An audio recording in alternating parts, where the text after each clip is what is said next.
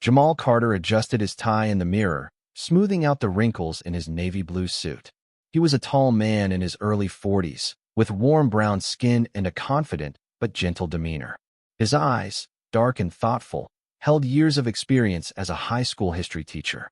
His wife, Angela, a pediatric nurse, moved swiftly through their bedroom, gathering her scrubs for the day ahead. She was a petite woman with deep brown eyes and curly black hair tied in a neat bun, a look she always wore to work. Downstairs, their 16-year-old son, Elijah, scarfed down a bowl of cereal while scrolling through his phone, earbuds in place. He had his father's sharp features and his mother's warm smile, but his teenage energy often set him apart from both. His younger sister, Maya, only 10, sat across from him, flipping through the pages of a graphic novel, completely lost in the world of superheroes. The Carter family had lived in Maplewood for 6 years. It was a quiet, middle-class suburban neighborhood, tree-lined streets, well-maintained lawns, and a mix of young professionals and retirees. Their home, a cozy 2-story house with white shutters and a blue door, was their pride and joy. They had saved for years to move into a neighborhood known for good schools and a safe environment for their children. To most, they were the ideal family, hardworking, friendly, and engaged in the community.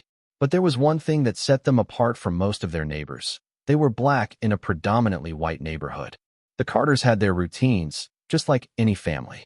Angela left early for her morning shift at the hospital, while Jamal drove the kids to school before heading to work.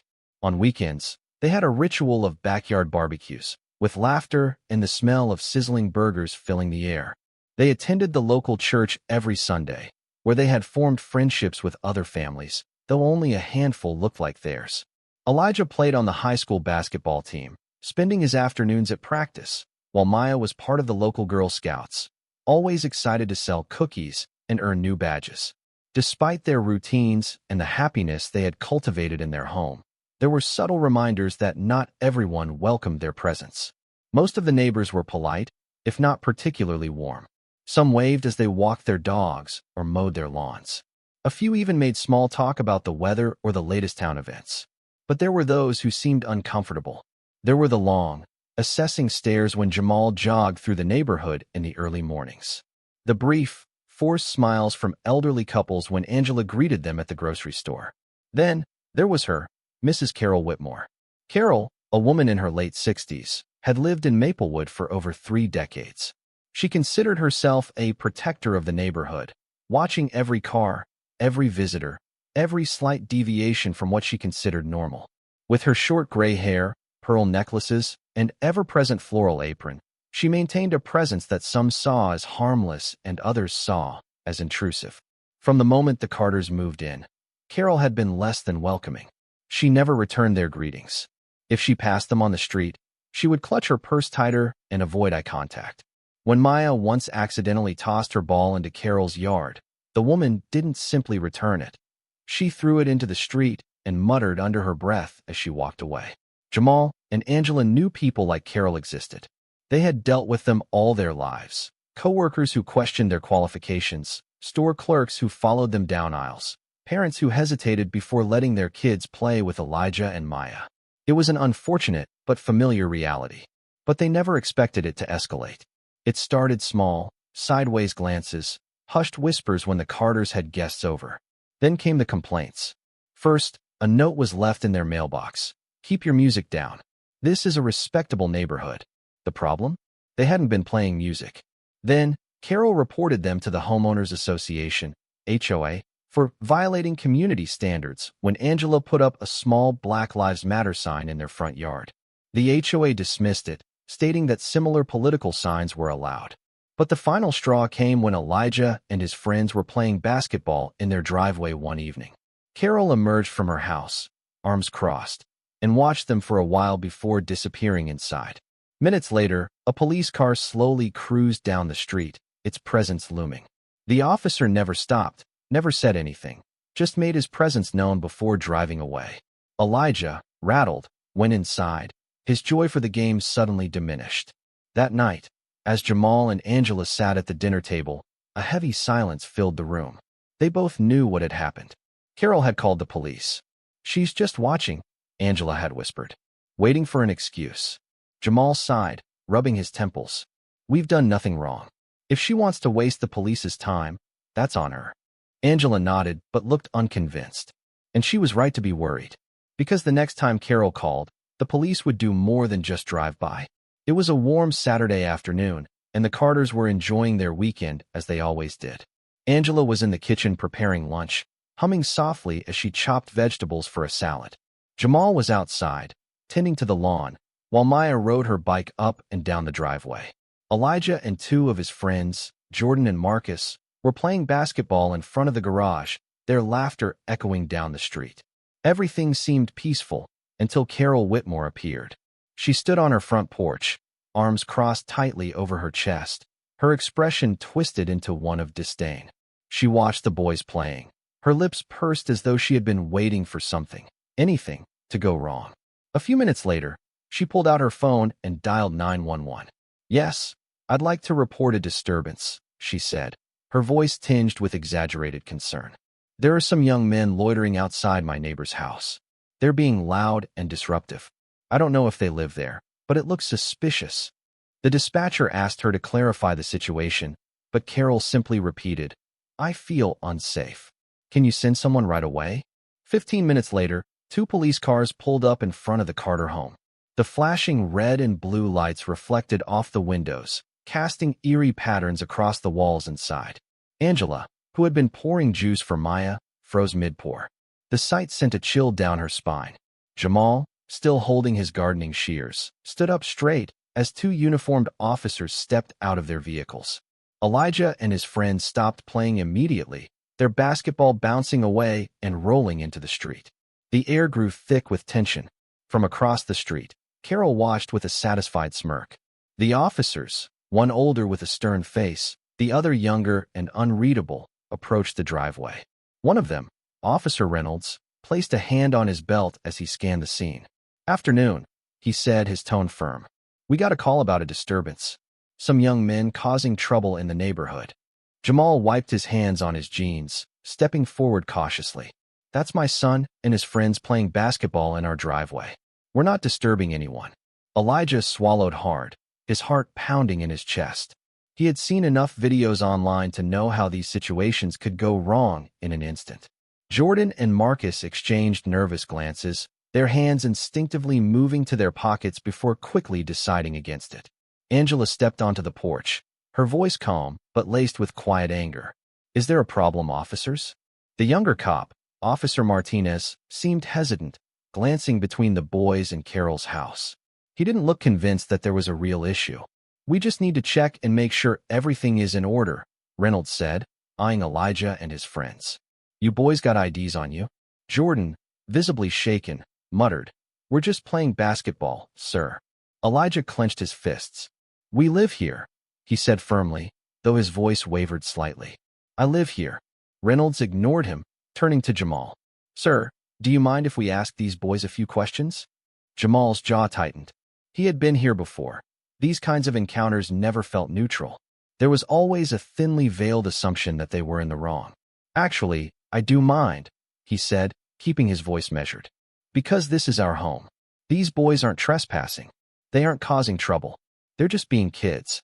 Angela folded her arms, stepping beside her husband. Which neighbor called this in? Reynolds hesitated before glancing toward Carol's house. The older woman quickly disappeared behind her curtain. Look, ma'am, we just respond to calls, he said. Angela exhaled sharply. Well, you might want to let whoever called know that this isn't an emergency. This is harassment. The younger officer, Martinez, cleared his throat. Ma'am, I understand your concern.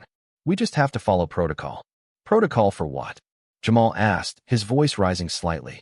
For black kids playing in their own driveway. Maya, who had been watching from the porch, suddenly spoke up. Her small voice cut through the tense silence. Daddy, are the police going to take Elijah? The word stung. Elijah's stomach twisted at the thought that his little sister even considered that a possibility. Jamal turned to his daughter, his expression softening. No, sweetheart, he said, forcing a calm he didn't entirely feel. Everything's fine. Angela placed a protective arm around Maya's shoulders, but her eyes burned with frustration. Carol, peeking through her window, seemed eager to see something escalate. She had expected compliance, maybe even fear. She wasn't expecting defiance. But the Carters weren't going to shrink. Elijah, emboldened by his father's stance, took a deep breath. He looked directly at Officer Reynolds. "We're not doing anything wrong," he said, his voice steadier this time. "You can check with any of our other neighbors. We've lived here for 6 years." Reynolds narrowed his eyes, but didn't respond immediately. Officer Martinez shifted uncomfortably. Jamal took the moment to press further. "If there's no crime, then I assume we're free to go about our day?" There was a long pause. Finally, Officer Martinez nodded. "Yes, sir. Sorry for the inconvenience." Reynolds, looking slightly less pleased, added, "Just try to keep it down." Angela scoffed under her breath, but before she could say anything, Jamal squeezed her hand. He knew pushing further could turn the situation into something uglier. As the officers turned to leave, Carol stepped out onto her porch. "You're just going to let them?" Officer Martinez turned to face her. "Ma'am, there was no disturbance here. I'd advise you not to waste police resources on non-emergencies." Carol's mouth fell open, stunned into silence. Jamal and Angela exchanged glances, feeling a small but powerful shift in the air. Maybe, just maybe, things weren't going to play out the way Carol expected. But something told them this wasn't over yet. The police officers had left, but the tension in the air remained thick. Angela stood on the porch, arms still folded tightly, watching as Carol huffed back into her house, her face red with frustration. Elijah and his friends remained frozen in place, as if the officers might suddenly return.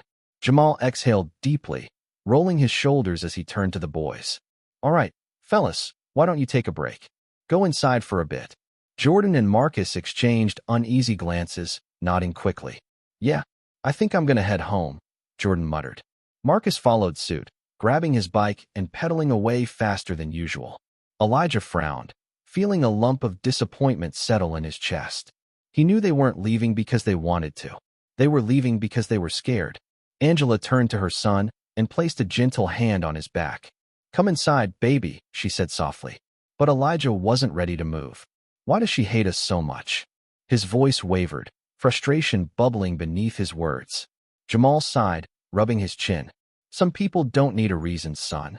Elijah clenched his jaw, staring at Carol's house. "She wanted something bad to happen. She wanted them to arrest us." Angela's grip on Maya tightened. "And we're not going to let her win," she said, her voice firm but laced with anger. Jamal nodded. "We handle this the right way. No yelling, no fighting. We don't stoop to her level." Elijah shook his head. "But what if the cops weren't like that other guy, Martinez? What if they were worse? What if they—" He stopped himself, the horrifying thought unfinished but understood by all. Angela pulled him close. "I know, baby. I know." But the fire in Elijah's chest refused to settle. The Carters tried to return to their day, but the weight of what had happened lingered. Angela sent a text in the neighborhood group chat, making sure their neighbors knew what had just happened. Within minutes, messages of support poured in. "That's outrageous. She's done this before, but this is a new low. Y'all let us know if you need anything. That woman is a menace. She called the police? Over basketball? Unbelievable." But not everyone was on their side. One message stood out. "If you didn't want trouble, maybe keep the noise down. Just saying." Angela's fingers tightened around her phone. Of course, there's always one.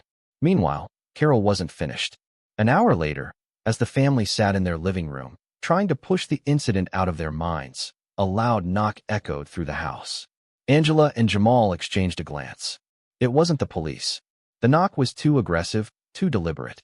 Jamal walked to the door and pulled it open. Carol stood there, arms crossed, a smug expression on her face. "You people always have to make a scene, don't you?" Angela, who had walked up behind Jamal, stiffened. "Excuse me." Carol scoffed. "I tried to be civil. I gave you plenty of chances. But if you think this neighborhood belongs to you, you're mistaken." Jamal narrowed his eyes. "Carol, we've lived here for 6 years. We're not going anywhere." Carol's lips curled into a cold smile. "Oh, I know you're not. That's why I sent a complaint to the Homeowners Association." Angela's stomach dropped. "A complaint?" Carol nodded, her voice dripping with fake sympathy. "Oh yes. About all the noise, the constant disturbances. The fact that your son and his little friends block the street with their games.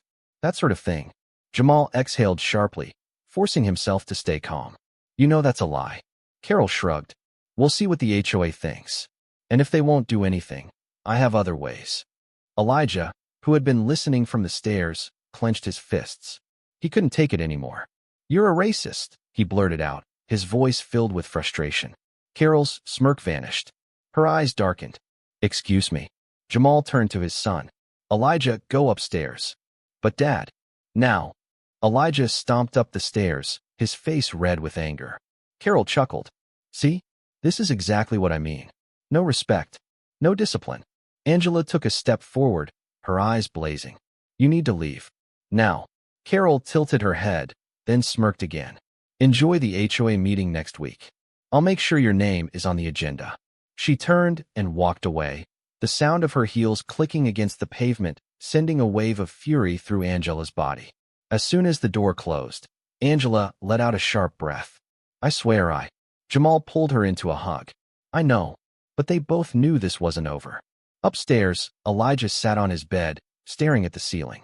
His heart pounded in his chest. The words he wanted to say still stuck in his throat.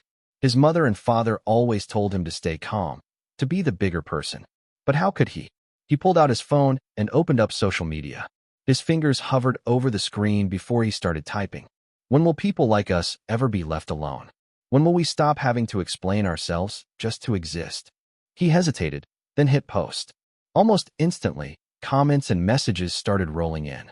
Friends from school, family members, and even strangers began responding. What happened? I'm so sorry. Stay strong, bro. You don't deserve that. But not everyone was on his side. Stop playing the victim. Maybe your family should move if you don't like it. Elijah clenched his jaw. He didn't want sympathy, he wanted justice. That's when he got an idea. He opened his phone's camera and hit record. This is what it's like to be black in a nice neighborhood, he began. My neighbor just called the police on me for playing basketball in my own driveway. She wanted them to see me as a threat. She wanted them to arrest me. And now she's trying to get my family in trouble with the HOA. This is the reality we live in. And I'm tired of it. He posted the video. Within minutes, the views began climbing. The next morning, Elijah woke up to his phone buzzing nonstop. His video had gone viral. Thousands of shares, comments, and likes flooded his notifications. People were outraged. By midday, local news stations had reached out. Reporters wanted interviews. Activists wanted to help. Carol had no idea what was coming her way, and neither did the police officers who had responded to her call. Because something unexpected was about to happen, something that would turn everything on its head. By the afternoon, the situation had taken on a life of its own. Elijah's video had been reshared thousands of times, and hashtags like hashtag let them play and hashtag stop calling cops on black kids were trending. News outlets began picking up the story, framing it as yet another case of racial profiling in a suburban neighborhood. But the most surprising response came from an unexpected source, the very officers who had responded to Carol's call. Just after lunch, a black SUV pulled up in front of the Carter home. Angela, still weary from the events of the past day, sighed as she peeked through the blinds. Jamal, the police are back. Jamal frowned, walking over to the window. What now? The front doorbell rang. Jamal took a deep breath, squared his shoulders, and opened the door. Standing on the porch were Officer Martinez and his partner, Officer Reynolds. But they weren't alone. Behind them stood their commanding officer, a tall black man with salt and pepper hair, wearing a badge that read Lieutenant Daniels. Mr. Carter, Martinez said, his voice calm but serious. May we come in? Angela hesitated but nodded. Of course. As they stepped inside, Elijah stood at the base of the stairs, watching carefully. He didn't trust them, not after everything that had happened. Daniels cleared his throat. First, I want to say that we reviewed what happened here yesterday. We've also seen the video your son posted. His gaze flickered to Elijah, who tensed. And we need to talk about it. Angela's stomach nodded. Are you saying Elijah did something wrong? Daniels shook his head. No. Quite the opposite, actually. The tension in the room shifted. Martinez spoke next. Mrs. Carter, Mr. Carter, I won't lie to you.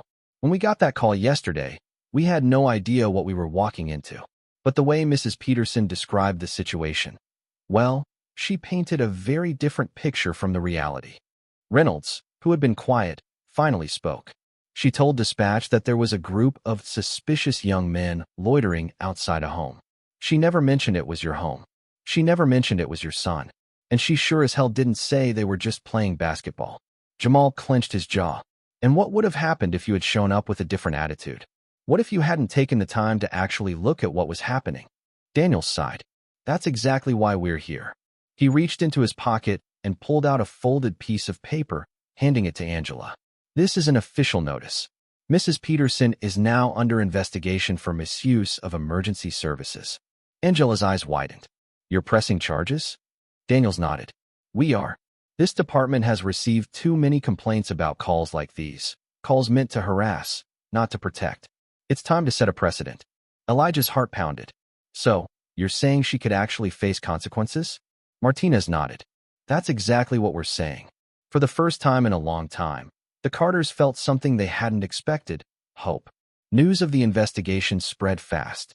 By the next day, reporters were knocking on Carol's door, demanding answers. She refused to speak, slamming the door in their faces. But the damage was already done.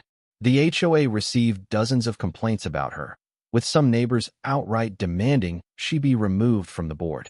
One even posted in the community Facebook group, "Enough is enough. We will not tolerate racism disguised as concern for the neighborhood." The message was loud and clear. Carol Peterson had pushed too far this time. That evening, Elijah sat in his room, scrolling through the countless messages of support. Activists, athletes, even celebrities had reshared his video, calling out the dangers of racial profiling. His hands trembled slightly as he scrolled through the messages. Then, he saw something that made his breath catch. Elijah, you don't know me, but I saw your video. My little brother was killed because someone thought he looked suspicious. You speaking out matters. Don't stop. Keep going. Elijah swallowed hard, his vision blurring. He had been so focused on his own anger that he hadn't realized how many people had been through the same thing, some with far worse outcomes. Taking a deep breath, he grabbed his phone and started typing. This isn't just about me. It's about every black kid who's ever been seen as a threat just for existing. We deserve better, and we won't stop fighting until we get it. As soon as he hit post, he knew this wasn't the end of something. It was the beginning. In the days that followed, something remarkable happened. Neighbors who had remained silent for too long finally spoke up. Some knocked on the Carter family's door, apologizing for not stepping in sooner. Others wrote letters to the local news, condemning Carol Peterson's behavior and calling for change within the community. One Saturday morning, Jamal and Angela were sipping coffee on their front porch when they noticed something unusual. A group of kids, black, white, Latino, and Asian, walked toward their house, each carrying basketballs. Behind them, their parents followed, holding homemade signs with messages like, "Let them play. Stop racial profiling. Neighbors, not threats." Angela pressed a hand to her chest, tears welling up. "Jamal, look at this."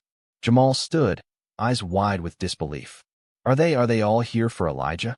Sure enough, in the middle of the crowd, Elijah stepped forward, holding his own basketball.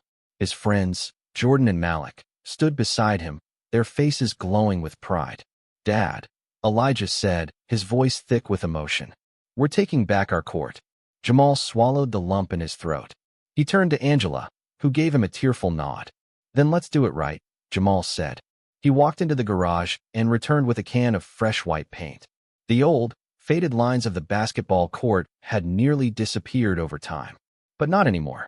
With the entire community watching, Jamal kneeled down and began repainting the lines. One by one, others joined in. By the end of the afternoon, the court was more than just a place to play. It was a symbol of unity, resilience, and the power of standing together. Meanwhile, Carol Peterson's world had completely shifted. The HOA held a special meeting, and by unanimous vote, Carol was removed from the board. Some of the neighbors had even started a petition to have her formally reprimanded by the city for abusing emergency services. With mounting pressure and her reputation in ruins, Carol listed her house for sale. Within a few weeks, she was gone. For the first time in years, the neighborhood felt different. Lighter. Freer. Angela, standing at the window one evening, watched as Elijah and his friends played basketball under the streetlights. No fear. No interruptions. Just laughter, sneakers squeaking, and the rhythmic bounce of the ball against the pavement. Jamal joined her, slipping an arm around her waist. "We did it," he murmured. Angela smiled. No, she corrected. Elijah did it. Later that night, Elijah lay in bed, staring at his phone. His post had gone viral, with thousands of comments from people sharing their own experiences.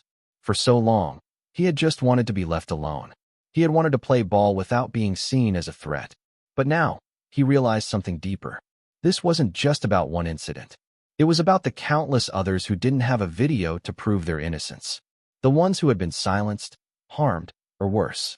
Elijah had spoken up, and people had listened. He wasn't just playing for himself anymore. He was playing for all of them. The next morning, Elijah woke up to a notification from the city council. Congratulations, Elijah. We are officially renaming the neighborhood basketball court in honor of your advocacy and leadership. We'd love for you and your family to attend the unveiling ceremony this weekend. Elijah sat up, his heart pounding. No way. He rushed downstairs, phone in hand, and burst into the kitchen where his parents were having breakfast. Mom, Dad, you're not going to believe this. Angela took his phone, reading the message out loud. Tears filled her eyes. Jamal let out a low whistle, shaking his head in awe. Elijah Carter Basketball Court, Jamal mused.